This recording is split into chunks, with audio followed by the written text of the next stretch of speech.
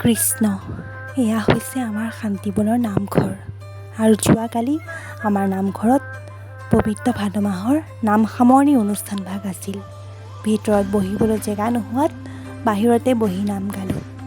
ভাদ মাহটো যে আৰম্ভ হৈছিলহে, কেনেকৈনো এটা মাহ পাৰ হৈ গ'ল ধৰিবকে নোৱাৰিলোঁ। সময়বোৰ সঁচাই গতিশীল।